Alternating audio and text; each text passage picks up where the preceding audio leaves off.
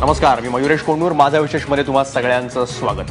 सिंहासनावर न बसणाऱ्याला आणि ते लांबूनच पाहणाऱ्याला त्या सिंहासनाला असलेले काटे त्यावेळेस बहुधा दिसत नाहीत. त्यामुळे सिंहासनाविरुद्ध आवाज ठोकणारेच बहुतेक वेळा सिंहगर्जना करणारे असतात.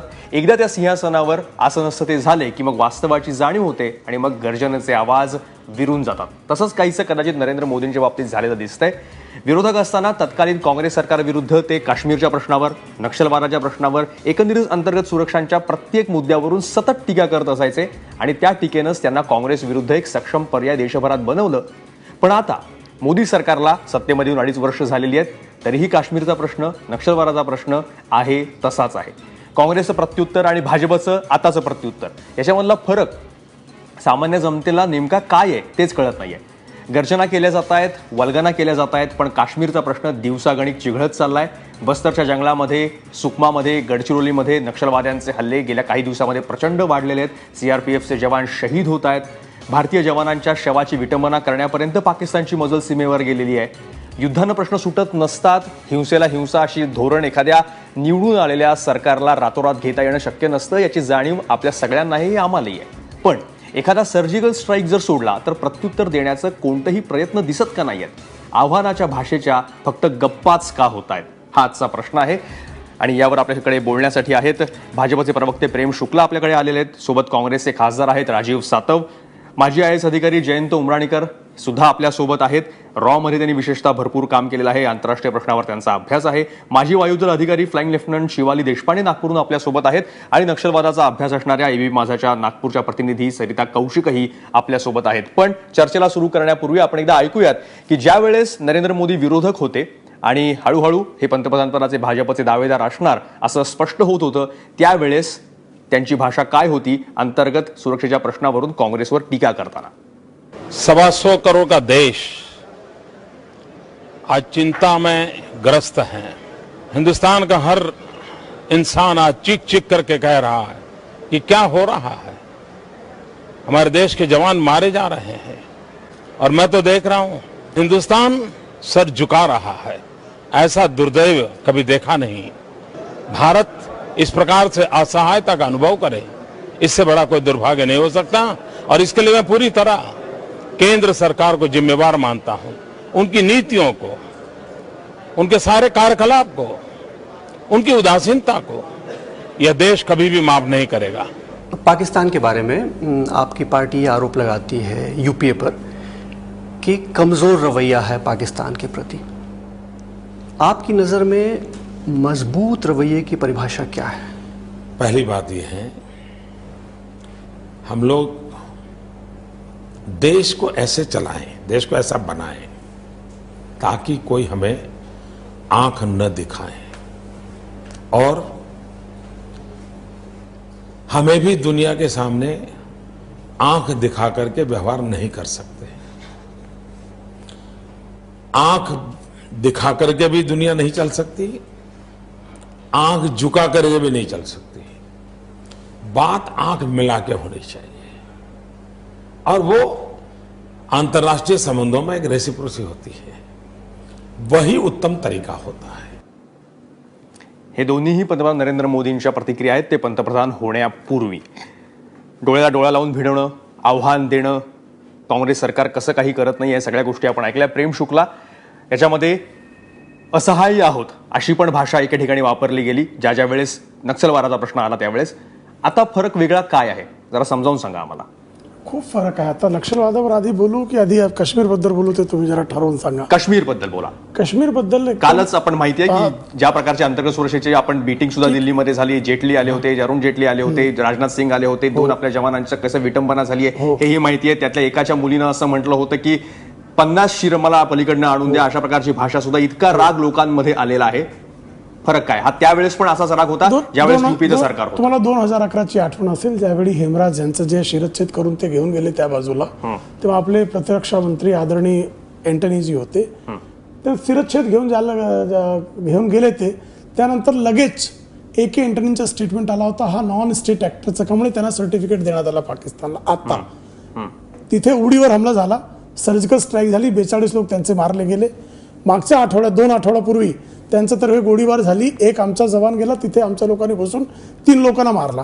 आता परत जे आज जनरल बाजवा यांचा स्टेटमेंट तुम्ही पाहिलं असेल, त्यांनी स्पष्ट सांगितलेलं आहे की आम्ही एक्झिक्यूट करतो म्हणे सेनेला. आधी राजनाथ सिंग साहेब जे गृहमंत्री आहेत त्यांनी स्पष्ट सांगितलं की त्या बाजूने जर गोळी चालत असेल पहिली गोळी चालवायची नाही, पण त्यांनी जर गोळी चालवलीच तर अखेरची गोळी संपेपर्यंत त्यांना गोळी मारायचं. पण प्रेम शुक्ला ही आमची नीतिमत्ता आहे. फक्त काश्मीरचा प्रश्न तिथं संपत नाही. काश्मीरचा प्रश्न तिथं संपत नाही. स्टोन पेल्टिंगचे 2008 मध्ये जो प्रकार झाला होता, आपण ठरवलं असेल की नाही, मोदी नाही, सरकारने बिलकुल नाही, चूकच बोला, केलेली आहे आणि मला बोलायचं नाही, द्यायचं मी- नसेल तर प्रश्न संपतो. मी तुम्हाला अँगल मी देतो. सगळं स्वीकारतो आणि पुढे जातो. नाही नाही, बोला तुम्ही, तुम्हाला एक अँगल देतो. तुम्हाला त्या अँगलमध्ये तुम्हाला सांगतो पाक पॉलिसी बद्दल जेवढे आंतरराष्ट्रीय स्तराचे तुम्हाला जे विश्लेषक भेटतील त्या सगळ्यांचं म्हणणं होतं की 2012 पर्यंत जेव्हा नाटोची सेना परत जाणार आहे पाकमधून, त्यानंतर जे दबाव आहे काश्मीरवर वाढणार आहे, तिथे उद्रेक वाढणार आहेत, त्यामुळे 2009 ते 2012 या कालखंडात तुम्ही काश्मीरमध्ये जे काम केलं पाहिजे ते करा. पण त्या ढिसाळ कारभारामुळे तिथे जे काश्मीरमध्ये जी परिस्थिती निर्माण करण्याचं काम मागच्या वेळी झालं आणि तिथे आधी जे आहे BSFच्या लोकांना ते काम दिलं होतं काश्मीरमध्ये इन्सर्जंटच्या विरुद्ध काम करण्याचा, ते CRPFच्या हातात दिला. BSFने जे स्वतःचा त्यांना जे अनुभव होता ते अनुभव संपवून ते जे CRPFचे लोक आहेत त्यांना नवीन त्यांना रचना करावी लागली. ती जी ढिसाळ कारवाई आहे त्याचा सुद्धा परिणाम नवीन सत्तेला मोजावा लागला आहे. तरीही ते एखादा पॅलेट गनचा निर्णय कोणी घेतला UPA सरकारने, पण पॅलेट गनचा प्रयोग झाला तर संसदेमध्ये रणकंदन कोण करतो तर ते काँग्रेसवाले. 10 सेकंड समर्थन केलं. मी तुम्हाला दुसरा अँगल देतो. 10 सेकंड स्टोन पेल्टिंगचे प्रकार, दगडफेकीचे प्रकार त्या काळात पण होते, आता पण होते आहेत. आता केवढी परिस्थिती झालेली आहे. प्रकारमध्ये कधीही पॅलेट गनचा प्रयोग झाल्यानंतर 2014च्या आधी भाजपच्या लोकांनी संसदेत कधी उद्रेक केला असेल एक दृश्य मला दाखवा. पण इथे जे आहे गुलाम नबी आझाद, अफजल गुरुंचा जे फाशी आहे ती चुकीची आहे. पी चिदंबरम, अफजल गुरुची जी फाशी चुकीची आहे. हे करून प्रेम शुक्ला त्यांनी चुका केल्या, काँग्रेसनं चुका केल्या आणि शिक्षा त्यांना मिळाली की नाही. काँग्रेस फूस लावण्याचा जे प्रयत्न आहे, अफजल गुरुपासून फूस लावण्याचा जे प्रयत्न आहे, ज्या चुका ज्या विधानांनी फूस लावण्याचा प्रयत्न ते चुकीचे आहे. त्याची शिक्षा काँग्रेसला मिळाली की नाही. प्रश्न त्यामुळे तुम्हाला सांगतोय की काश्मीरबद्दल एखादा जर आम्ही कठोर पाऊल उचलला तर त्याचा राजू सातव आपल्याला हे पटतं का? राजू सातव आपल्याला प्रेम शुक्लांचं स्पष्टीकरण पटतं का? प्रेम शुक्ला साहेबांनी 2 वर्षाचा या ठिकाणी उल्लेख केला, 2012 आणि 2016. 2012 हे स्टँडिंग कमिटीच्या रिपोर्टचे आकडे मी सांगू इच्छितो की 2012ला 220 दहशतवादी हल्ले भारतात झाले, 2016ला 322 दहशतवादी हल्ले झाले. स्टँडिंग कमिटी पार्लमेंटचे रिपोर्ट्स आहेत. 2012ला 15 जवान शहीद झाले, 2016ला 82 जवान शहीद झाले. 2012ला 264 घुसखोरीचे प्रयत्न झाले, 2016ला 362 प्रयत्न झाले. शस्त्रसंधी भंगाचे 114 प्रयत्न 2012ला झाले आणि 2016ला 437 प्रयत्न झाले. आता हे एवढी घटना का वाढल्या? आपण सांगता की आमचं 56 इंचाचं सरकार आहे, आमचं फार मजबूत सरकार आहे. 3 वर्ष या महिन्यामध्ये या सरकारला होतील. 3 वर्षामध्ये या सरकारला पूर्ण वेळ संरक्षण मंत्री सुद्धा देता आला नाही. पहिले 6-8 महिने जेटली साहेब होते, आता 2 महिने या ठिकाणी परत जेटली साहेब आहेत.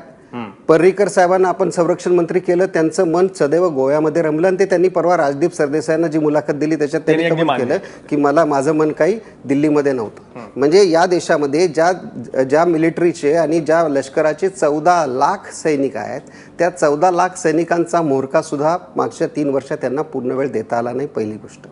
दुसरं, ह्यांनी ज्या पद्धतीने सांगितलं की आंखें दिखानी पडेगी, ईट का जवाब पत्थर से देना पडेगा, तुम्ही किती पत्थरनं आणि किती जोरात जवाब दिला पाकिस्तानला? तुम्ही शपथ घेताना पहिल्यांदा नवाज शरीफ साहेबांना बोलवलं, त्याच्यानंतर तुम्हाला इन्व्हिटेशन नाही, तुम्हाला बोलवलं सुद्धा नव्हतं. तुम्ही नवाज शरीफ साहेबांच्या वाढदिवसाला आणि त्यांच्या नातीच्या लग्नाला गेला. हे मी यासाठी सांगतो की मनमोहन सिंग साहेब 10 वर्ष या देशाचे पंतप्रधान होते. 10 वर्षात मयुरेशजी किती वेळा गेले मनमोहन सिंग साहेब पाकिस्तानमध्ये माहिती आहे? 0 वेळा गेले. मनमोहन सिंग साहेबांचा जन्म पाकिस्तानमधला आहे जुन्या. पण ते एकदा सुद्धा गेले नाही. आपण थोडा हे यासाठी भावनांचा- नाही राजीवजी नाही तुम्ही आकडेवारी सुरुवातीला मांडलीत, आपण आकड्यांविषयी आणि लॉजिक नाही, याच्यामध्ये हा जो भावनांची गोष्ट आहे किंवा तिथं स्ट्रॅटेजीचा एक मुद्दा असतो, पॉलिटिकल स्ट्रॅटेजीचा मुद्दा जरूर असावा. ह्यातला प्रश्न की आपला अप्रोच काय, संरक्षण मंत्र्यांचा जो मुद्दा आहे प्रेम शुक्ला, तो अतिशय बरोबर आहे. हाच प्रश्न आपण विचारतो की हा अप्रोच सरकारचा नक्की लक्षात ह्याच्यात ठेवतो मयुरजी की आपण अजूनही पूर्ण मला फक्त एक वेळ 10 सेकंद देऊ शकतो. मयुरजी. पूर्ण वेळ होते आणि अरुण जेटलीजी पण पूर्ण वेळ संरक्षण मंत्री आहेत आणि ए के अँटनी सारखा संरक्षण मंत्री असूनमुळे समोरच्या सेनेला सर्टिफिकेट देणारा संरक्षण मंत्री पेक्षा अर्धवेळ संरक्षण मंत्री परवडेल या देशाला.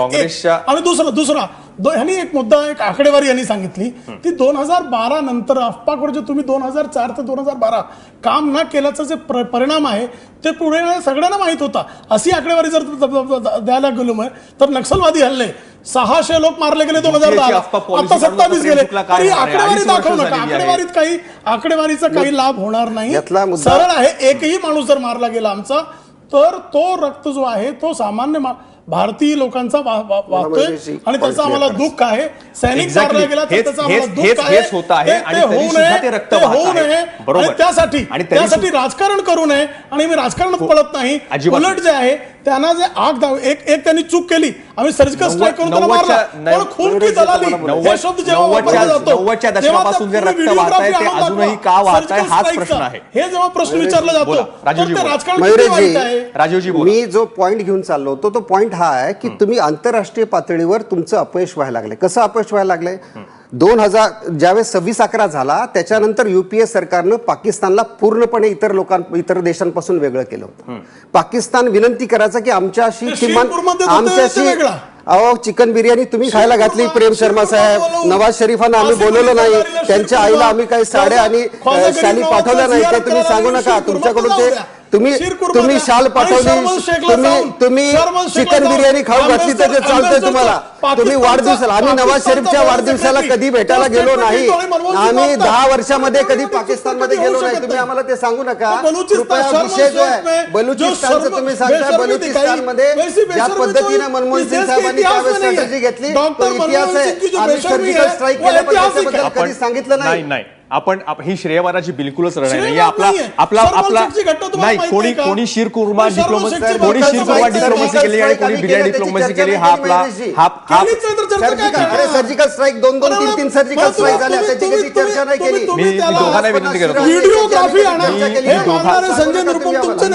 मी दोघांनाही खून की दलाली हे शब्द बोलणारा कोण? चिकन बिर्याणी नवाज शरीफला आम्ही खायला घातली नाही.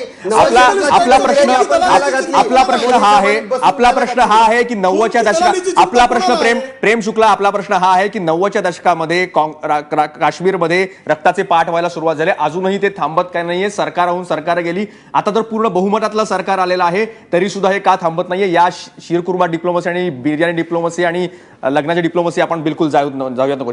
शिवाली देशपांडेंकडे आपण जाऊयात. शिवालीजी, तुमचा सैन्यामध्ये मोठा दांडगा अनुभव आहे, एअरफोर्समध्ये तुम्ही होता. प्रश्न हाच आहे की आपला अप्रोच बदललाय किंवा नाही?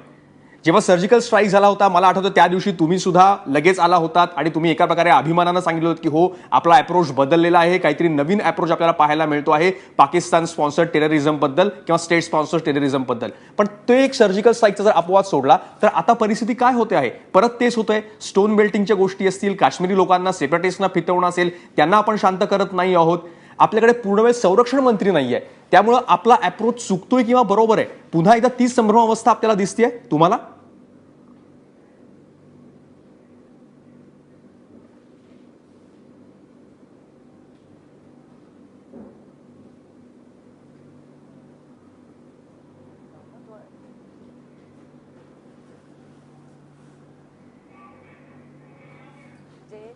जम्मू काश्मीरमध्ये जे सरकार आहे त्या सरकारनी जे स्टेप्स उचलायला हवे होते ते त्या सरकारने नाही उचलले. आपण फक्त आपल्या राजकीय भाकरे आपण भाजल्यात जम्मू काश्मीरमध्ये. तिथे आपली सरकार तिथे टिकावी म्हणून आपण ह्या सगळ्या गोष्टी केल्यात. पण आता जे स्टोन पेल्टिंगचे इन्सिडेंट्स होत आहेत त्याच्यासाठी जरुरी एक गोष्ट आहे की जे सरकार आहे जम्मू काश्मीर की they should reach out to the people. त्यांनी लोकांमध्ये जावं, लोकांमध्ये त्यांनी लोकांची कनेक्टिव्हिटी एस्टॅब्लिश करावी आणि हे सगळं जे सुरू आहे ते का चूक आहे आणि त्याच्यापासून आपण काय करायचं हे करायला हवं. मुख्य म्हणजे दुसरी गोष्ट अशी की जे तुम्ही म्हटलं की आपल्याला संरक्षण मंत्री हे परमनंट संरक्षण मंत्री हवे, त्याच मताची मी पण आहे.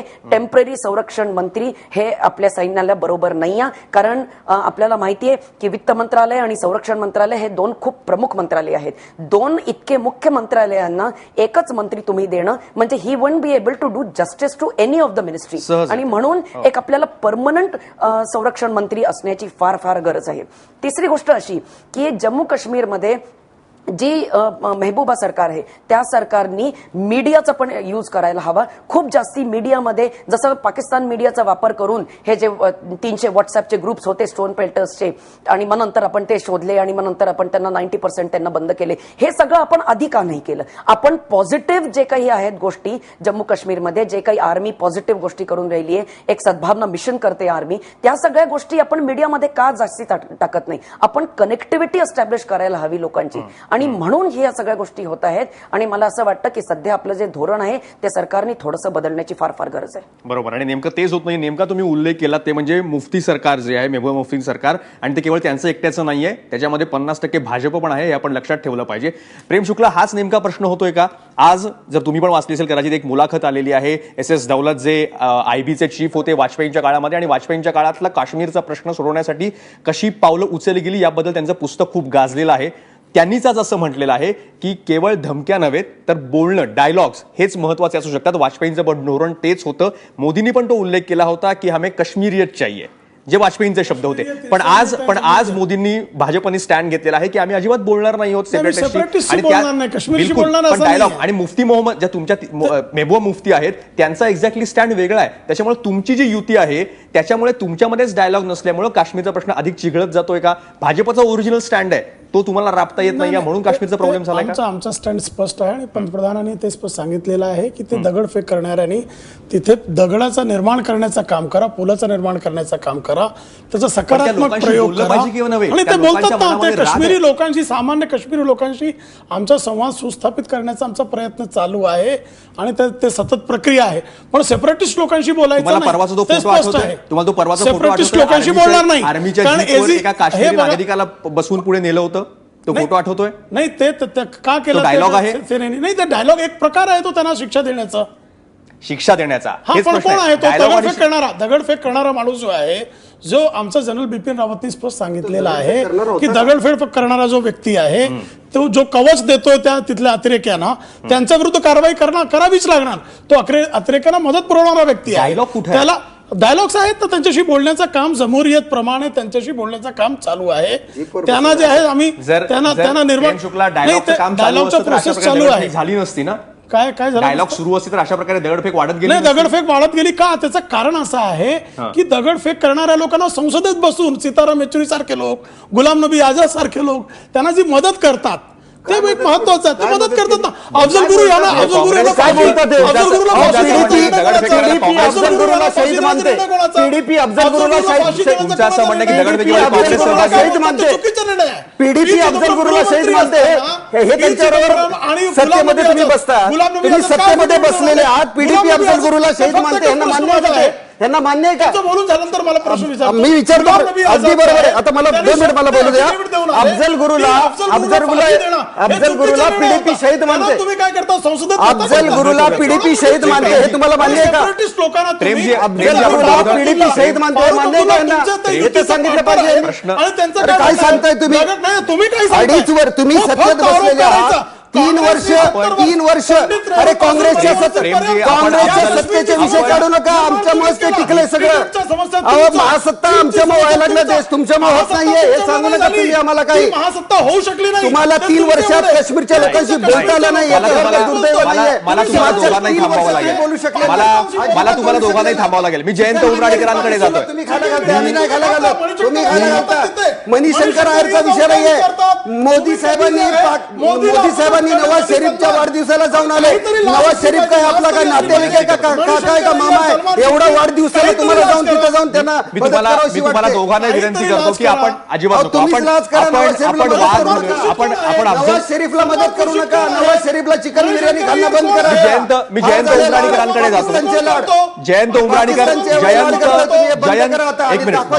जयंत उमराणीकर आपल्यासोबत आहेत. प्रेमजी थांबा, राजीवजी थांबा, राजीवजी थांबा आणि खून की दलाली सांगणारा राहुल गांधी सारखे लोक चिकन बिर्याणी खायला घालू नका पाकिस्तानला. मनातलं काही पाकिस्तानला चिकन बिर्याणी खायला घालू नका. मोदी साहेबांना चप्पलीस दाखवायला सांगा जरा. मी जयंत उमराणीकरांकडे जातोय. दाखवायला सांगा. उमराणीकर शाल आणि साडी वापस घ्या. जयंत उमराणीकरांकडे जातो. नवाज शरीफला दिलेली शाल आणि साडी वापस घ्या. मी तुम्ही दोघांनाही थांबवतो. आपण केवळ एकमेकांमध्ये भांडूयात नको. आपण काही सेन्सिटिव्ह आपण थांबा. प्रेमजी थांबा, प्रेमजी थांबा, प्रेमजी थांबा, प्रेमजी थांबा. शब्दांनी 3 वर्ष आम्हीच सत्तेमध्ये होत. बरोबर आहे. 3 वर्ष आमच्या शब्दांनी पंडित नेहरू संरक्षण मंत्री आम्ही दिला नाही.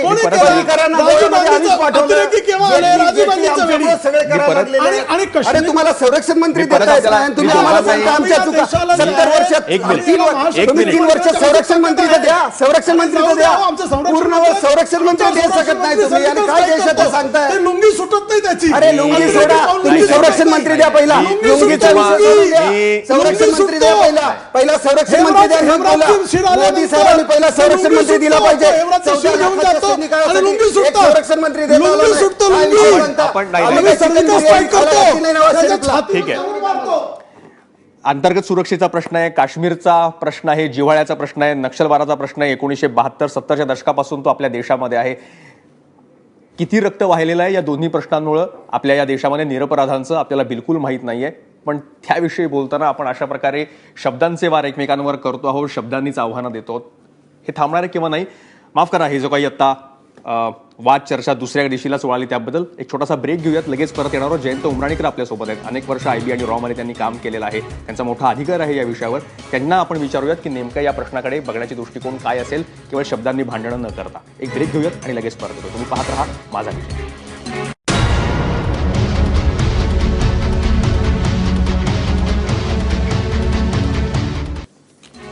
एकंदर माझा विषयामध्ये तुमचं पुन्हा एकदा स्वागत. काश्मीरचा प्रश्न असेल, अंतर्गत सुरक्षेचा प्रश्न असेल, नक्षलिझमचा प्रश्न असेल, हा प्रश्न काही सुटताना दिसत नाहीये. बहुमतातलं सरकार आपल्याकडे आहे तरी सुद्धा, आणि हे सरकार सत्तेमध्ये येताना त्यांनी अनेक प्रकारचे दावे केले होते, सांगितलं होतं, आजही केले जातात ते दावे, पण ते प्रत्यक्षात का येत नाहीत असा प्रश्न आपल्या सगळ्यांसमोर आहे.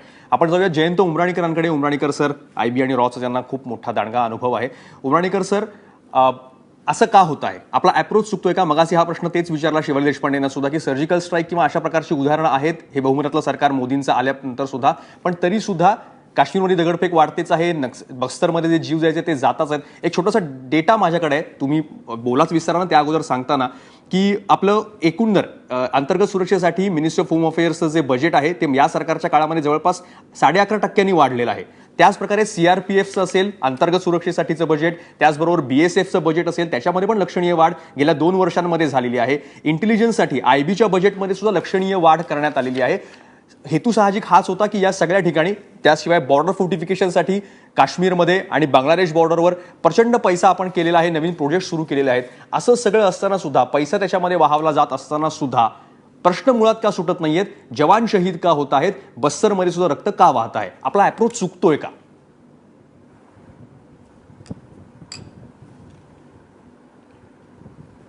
मला थोडं जरा सविस्तरपणे बोलू दिलं तर समजावून सांगता येईल. बोला सर. मी राजकारणात जाणार नाही, फक्त राज्यकारणाबद्दल मी बोलणार आहे. काश्मीर हा प्रश्न गेली 70 पेक्षा जास्त वर्ष आपल्याकडे आहे. नक्षलवाद्यांचा प्रश्न हा जवळजवळ 45-50 वर्ष आपल्याकडे आहे. बरोबर. त्यामुळे एखादं राज्य बदललं किंवा राज्यावर वेगळ्या प्रकारचा पक्ष आला, त्यांनी काही वेगळ्या पॉलिसीज सुरू केल्या म्हणून लगेच प्रश्न सुटतील अशी अपेक्षा करू नका. 60 वर्ष आपल्याकडे एका पद्धतीच्या विचारसरणीचं राज्य होतं. आता एक प्रतिवाद म्हणजे वेगळ्या विचारसरणीचे लोक आलेले आहेत. यालाच म्हणजे थिसिस आणि अँटीथिसिस म्हणतात. ते काही काळाने कदाचित याच्यामधनं चांगला सिंथेसिस तयार होईल अशी आम्हाला सर्वांना अपेक्षा आहे. आता प्रत्यक्ष मुद्द्याबद्दल जर बोलायचं झालं तर सध्या काश्मीरमध्ये जे चाललेलं आहे किंवा पाकिस्तान आणि भारत यांच्या सीमेवर जे चाललेलं आहे त्याला अनेक कारणं आहेत. त्याच्यामध्ये केवळ मोदी सरकार आहे किंवा मोदी सरकार नाहीये याचा खरं तर काही अर्थार्थी संबंध नाही. जगामध्ये अनेक घडामोडी अशा घडतायत की ज्याच्यामुळे पाकिस्तानवर काही गोष्टी करून दाखवण्यासाठी प्रेशर आहे. चीनला पाकिस्तान ऑक्युपाईड काश्मीरमधला काही भाग त्यांच्या एका नवीन ज्याला म्हणतात वन बेल्ट वन रोड ज्यांची जी सिस्टीम आहे त्याच्यासाठी म्हणून वापरायचं आहे. त्यामुळे त्यांना असं वाटतं की काश्मीरमध्ये भारताचा हक्क कमी आहे हे जगाच्या लक्षात यावं अशा दृष्टीनं काही पावलं उचलली पाहिजेत. पाकिस्तानमध्ये जेव्हा जेव्हा नवीन लष्करी प्रमुख येतो तेव्हा तेव्हा भारत आणि पाकिस्तान यांच्या सीमेवरच्या कुरबुरी वाढतात. कारण त्या लष्कर प्रमुखाला असं दाखवायचं असतं की तो पूर्वीच्या प्रमुखापेक्षा कडवा आहे, तो जास्त राष्ट्रवादी आहे एटसेट्रा. आणि छुटपुट गोष्टी म्हणजे त्याच्यामध्ये माणसं मरतात हे खरं आहे, पण दोन लष्करांच्या दृष्टीने या किरकोळ गोष्टी आहेत ह्या सततच सीमेवर चालू असतात. त्याच्यामध्ये वाढ झाली किंवा त्याच्यामध्ये कमी म्हणजे मात्रेमध्ये ते झालं याला अनेक कारणं असतात. म्हणजे उदाहरणार्थ उन्हाळ्यामध्ये जास्त प्रसंग घडतात, हिवाळ्यामध्ये कमी घडतात. त्याचबरोबर दोघांमध्ये कशा पद्धतीचं वातावरण आहे त्याच्यावर सुद्धा ह्या ज्या घटना आहेत ह्या कमी जास्त होत राहतात. त्याच्याकडे फारसं लक्ष द्यायचं काही कारण नाहीये. बरोबर आहे. पाकिस्तानला ज्या प्रकारचं त्यांच्यावर इंटरनॅशनल प्रेशर आहे, त्यांना त्यांचे उद्योग करायचे आहेत, हे हा सगळा अँगल मान्य आहे. पण आपलं त्याला असलेलं उत्तर SS दौलत ज्यांच्या मुलाखतीबद्दल आज मी उल्लेख केला, कदाचित तुम्ही सुद्धा त्यांच्यावर कदाचित काम केलं असेल यापूर्वी सर्व्हिसमध्ये असताना. डायलॉग बद्दल ते बोलत होते. अचानक तो डायलॉग कमी झाल्यामुळे पुन्हा एकदा हे प्रकार काश्मीरमधली अनरेस्ट वाढली आहे असं आपल्याला वाटतं का? आणि बजेटबद्दल मी तुम्हाला जे विचारलं ते एकदम वाढल्यामुळं प्रत्यक्ष ग्राउंडवर फरक पडतो का? बस्तरचं उदाहरण असेल, नक्सलिझमचा प्रश्न असेल, सुकमा गडचिरोलीचा भाग असेल. नाही, मी मगाशी म्हटल्यासारखं केवळ बजेट वाढलं म्हणून काही फरक पडत नाही. परंतु एवढं मात्र खरं की तुमच्याकडे बजेट वाढलं की जास्त ॲसेट्स तुम्हाला वापरता येतात, जास्त प्रमाणामध्ये तुम्हाला तुमच्या मुवमेंट्स वाढवता येतात, डिप्लॉयमेंट वाढवता येते. या सगळ्या गोष्टींचा फायदा यात काही शंकाच नाही. मला हे सांगायचंय की काश्मीरमध्ये स्टोन थ्रोईंग सुरू झालं म्हणून लगेच तुम्हाला बोलणी सुरू करायला पाहिजेत अशा प्रकारचा पायंडा सुद्धा आपण पाडू नये. सरकार त्यांना पाहिजे तेव्हा पाहिजे त्या ठिकाणी पाहिजे त्या व्यक्तींबरोबर त्यांनी डायलॉग करावा हे सर्वात उत्तम. डायलॉग करायचं प्रेशर असू नये. तुम्हाला स्वतःहून अशी परिस्थिती निर्माण करता यायला पाहिजे की ज्याच्यामधून डायलॉग निर्माण होईल. आता दोन पद्धतीने डायलॉग निर्माण होऊ शकतात. एक म्हणजे कान धरून आणि दुसरा जो आहे तो चुचकारून सांभाळून. दोन्ही प्रकारे या गोष्टी होऊ शकतात. एका प्रकारे ह्या सगळ्या गोष्टी आपल्याकडे 60 वर्ष करून झालेल्या आहेत. माझी अशी समजूत आहे की नवीन सरकार नवीन पद्धतीनं या प्रश्नाकडे पाहायचा प्रयत्न करते की आम्हाला सेपरेटिस्टशी बोलायचं नाही. म्हणजे थोडं एक वेगळं जर तुम्हाला उदाहरण द्यायचं झालं तर कृपया गैरसमज करू नका मी काय बोलतो याचा. परंतु उत्तर प्रदेशामध्ये एका संप्रदायाला डावलून सुद्धा आम्ही जिंकू शकतो हे सरकारने दाखवून दिलं. मोदी सरकार म्हणजे एका पक्षाने दाखवून दिलं. त्यांना कदाचित आता काश्मीरमध्ये असं दाखवायचं आहे की हे जे सेपरेटिस्ट आहेत किंवा हा जो एक छोटासा ग्रुप आहे की ज्यांच्याशिवाय काही चालूच शकत नाही, ज्यांच्याशी बोलल्याशिवाय काही होऊच शकत नाही अशी तुमची समजूत आहे, त्यांना आम्ही दूर ठेवतो आणि त्यांच्या खेरीज काही करता येते का बघतो. तर असा जर अप्रोच असेल तर मला असं वाटतं की हा वेगळ्या प्रकारचा अप्रोच आहे. हा आहे की नाही मला माहित नाही. ठीक आहे, हरकत नाही. तो एक अप्रोच समर्थन करत नाहीये, मी स्पष्टीकरण द्यायचा प्रयत्न करतो. बोलू नये अशी पण बऱ्याच जणांचा या देशामध्ये मतप्रवाह आहे. कारण त्यांनी ज्या प्रकारे वर्षानुवर्ष त्यांची समजूत काढायचा प्रयत्न करून सुद्धा यापूर्वीच्या सरकारांनी त्यांनी तशी भूमिका घेतली नाही. प्रश्न लोकांच्या डायलॉग्स आहेत, तिथे पण अजून सेपरेटिस्ट सोबत आणखी काही वेगळ्या प्रकारच्या भावना आहेत, त्यांच्याशी डायलॉग होतो किंवा नाही. एनिवे, तुम्ही म्हणतात तसं अनुभव तुमचा दांडगा आहे, त्याच्यामुळे तेवढा वेळ त्या सरकारला दिला पाहिजे. पण तरी प्रत्यक्षात उद्या आपण सरस सरिताकडे जाऊया. सरिता, गोष्ट मला सांगायची आहे. बरं, बोला बोला बोला सर, पूर्ण करा. हे म्हणजे कोणी किती वेळा पाकिस्तानला भेट दिली याच्यावरनं काही तुमचे संबंध वाढतात किंवा कमी होतात यात काही अर्थ नाही. बरं, मी पाकिस्तानमध्ये सर्व्हिस करत असताना राजीव गांधींनी 3दा भेट दिली. पण याचा अर्थ असा नाही की कुठले प्रश्न त्याच्यामुळे रिझॉल्व्ह झाले. ठीक आहे, त्यांची तीव्रता कमी झाली एवढंच म्हणता येईल. त्यामुळे हे सगळं बिर्याणी काय ते सगळं म्हणजे हे सगळं ऐकलं ना की मला शाळेतली आठवण येते की दोन मुलं एकदा काहीतरी भांडायला लागली की काहीही बोलतात ना, तसं हे कशाला आपण आपल्या लोकांना आपण या गोष्टी कशाला सांगाव्या ते मला वाटतं थोडं राजकारण्यांनी विचार करायला पाहिजे. ठीक आहे तुमचा प्रत्येकाचा एक व्ह्यू पॉइंट आहे. आम्ही सगळे परंतु आपण टीव्हीवर अशा प्रकारे जर भांडायला लागलात तर आम्ही गरीब पामरांनी करायचं काय? बरोबर. सरिताकडे जाऊयात. सरिता, एकंदरीत हे सरकार आल्यानंतर बराच काळ असा गेला की बस्तर, सुकमा, तिथं ज्या प्रकारचा सगळ्या गोष्टी होत होत्या गडचिरोलीमध्ये, जे तू रिपोर्ट करतेस पहिल्यापासून, तिथं बऱ्याच काळ खूप शांततेत गेला. नंतर डिमॉनिटायझेशन आलं, त्यावेळेस मोदींनी पण असा दावा केला की डिमॉनिटायझेशनमुळे कंबरडं जे मोडलं ते या टेररिस्टचं वाढलं किंवा नक्सलिझमचं वाढलं, कंबरडं तुटलं. याचं कारण त्यांना जो पैसा जात होता तो सगळा कॅशमध्ये होता आणि त्यांचं कंबरडं तुटलं. पण ते हवेत विरतं तोच गेल्या काही दिवसामध्ये बस्तर असेल, गडचिरोली असेल, सगळीकडे ज्या प्रकारच्या गोष्टी होत आहेत, हे सगळं का होतं आहे? प्रत्यक्ष ग्राउंडवर काय फरक पडतो आहे?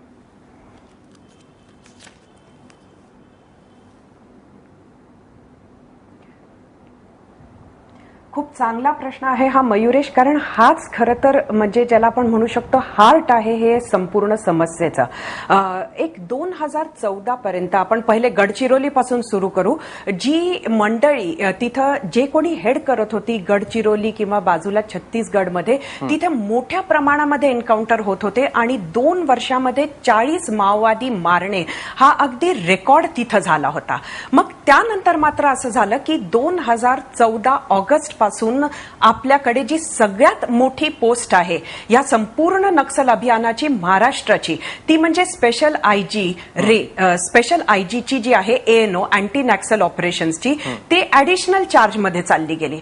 आणि इतके दिवस ऑफिसर नाही मिळाला. मग त्याला सेनापती मिळाला तर तो त्याच्या फक्त अपॉइंटमेंट झाली, 3 महिने तो जॉईनच झाला नाही, डेडिकेटेड ऑफिसर नाही. त्याच्या खाली काय झालं, त्याच्या खालचं जे पद आहे जे विशेष करून नक्षलवादाशीच फाईट करण्यासाठी तयार करण्यात आलं होतं, ते म्हणजे DIG रेंज गडचिरोली. आणि ह्या DIG रेंज गडचिरोलीचं पद सुद्धा 2014 सालापासून ऍडिशनल चार्जमध्ये गेलेलं आहे. मग जर का सेनापती त्याच्या खालची जे कोण अधिकारी आहे हाच जर का युद्धात नसेल तर युद्धात शांतता कशी राहणार नाही. आणि या शांततेचा वापर या संपूर्ण संघटनेनं स्वतःला रिऑर्गनाइज करण्यासाठी केला. कारण आधी त्यांनी इतका दणका खाल्ला होता, इतके फटके खाल्ले होते, तर रिऑर्गनाइज करण्यासाठी त्यांना शांत काळ आपण दिला आणि आता ते रिऑर्गनाइज झाले आहे आणि ते स्ट्राईक बॅक करतात अशी कंडिशन आपल्याला बघतो. सुकमाबद्दल मी सांगेन की मार्चमध्ये जो काही हमला झाला त्यामध्ये 12 CRPF जवान मारले गेले, नंतर एप्रिलमध्ये 25 मारले गेले. पण हे 25 मारेपर्यंत मागच्या हमल्याचा रिपोर्ट सुद्धा केला नव्हता आणि 2 हमले झाल्यानंतर तिथं CRPFला आपला चीफ मिळाला. त्यामुळे आपण बघू शकतो की युद्ध लढायला आपल्याकडे आपण सेनापती सुद्धा देत नाही. आणि अशा पद्धतीची ही जी काही आंतरिक सुरक्षेचा हा जो काही भाग आहे हा आपण ऍडिशनल चार्जवर जर का चालवत असू तर ह्याला आपण काय म्हणणार? आणि हीच स्थिती तिथं आहे. इंटेलिजन्स गॅदरिंगचा खूप मोठा प्रॉब्लेम आहे. त्याचं सगळ्यात मोठं फेल्युअर जे आहे ते आपण अगदी नुकतंच पाहिलं.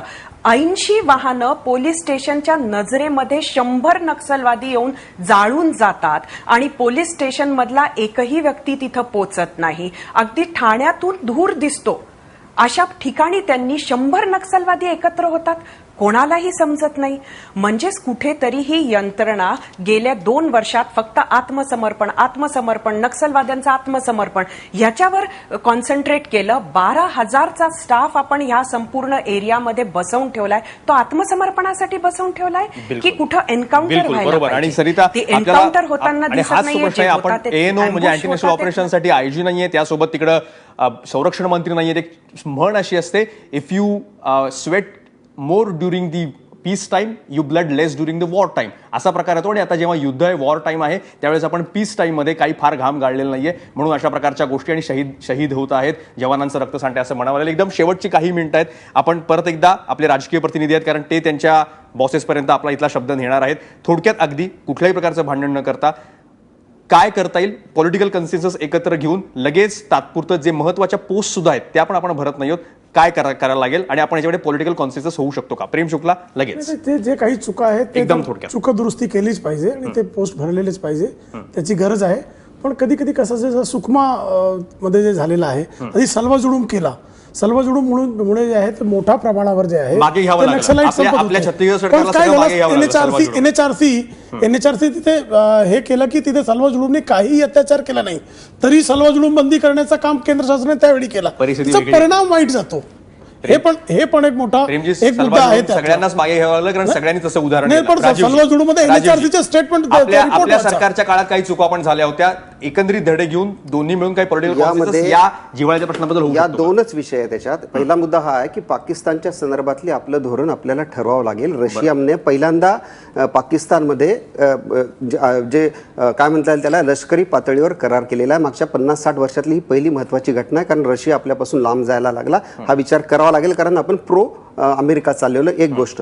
दुसरा मुद्दा हा आहे की आंतरिक जे आपले सुरक्षेचे प्रश्न आहेत त्या सुरक्षेच्या प्रश्नाच्या संदर्भामध्ये आपल्याला जिथं टफ हँडल करायचं असेल तिथं टफ हँडल करावं लागेल. चिदंबरम गृहमंत्री असताना ऑपरेशन ग्रीन हंट झालं, अनेक नक्षलवादी मारले गेले, पण तरी आम्ही केलं. दिग्विजय सिंगांनी विरोध केला. दिग्विजय सिंग गृहमंत्री नव्हते. बोलू द्या प्रेम शर्माजी, प्रत्येक वेळी तुम्हीच बोलायचं, हा काही ठिकाणा घेतलेला. बोलू द्या जरा 2 मिनिट. आणि सगळ्यात महत्वाचा विषय हा आहे की तुम्हाला जिथं बातचीत करायची असेल तिथं बातचीत करावी लागेल. काश्मीरचा प्रश्न हा प्रत्येक वेळी गोळीनच सुटणार आहे अशी जर यांची धारणा असेल तर ती चुकीची धारणा आहे. वाजपेयींच्या तत्वावर तुम्हाला चालावं लागेल. वाजपेयींना तुम्ही नेते मानता. वाजपेयींनी सांगितलं त्यानुसार काश्मीरीशी तुम्हाला बोलावं लागेल. प्रत्येक वेळी गोळीनं होणार नाही. तुम्ही काश्मीरी लोकांशी अजिबात बोलत नाही. या देशाच्या इतिहासात पहिल्यांदा असं झालेलं आहे की लहान लहान मुली दगड घेऊन उठलेल्या आहेत आणि माझ्या दृष्टीनं ती धोक्याची घंटा आहे. जिथं बोलायचं तिथं बोललं पाहिजे, जिथं गोळी चालवायची तिथं चालवली पाहिजे आणि त्यासाठी टफ ऍक्ट केलं पाहिजे. एक्झॅक्टली. जर आपण याच्यातनं सगळ्या एक मतिदार्थ काढणार असो तर गोळीनी सगळे प्रश्न सुटत नाहीत. शब्दांनी बरेचसे प्रश्न सुटतात. ते शब्द गोळीसारखे वापरायचे नसतात, ते मलम म्हणूनच वापरायचे असतात. तसं झालं तर कदाचित काश्मीरियत येऊन काश्मीरचे प्रश्न सुटू शकेल. दुसरी गोष्ट जसं उमराणीकर सर म्हणाले की वेळ द्यावा लागतो. नवीन सरकार येतं त्यानुसार पॉलिसीज बदलतात. अपेक्षा ठेवूयात की तो वेळ दिल्यानंतर ती लवकरात लवकर परिस्थिती बदलेल आणि रक्त जवानांचं सांडणं थांबेल.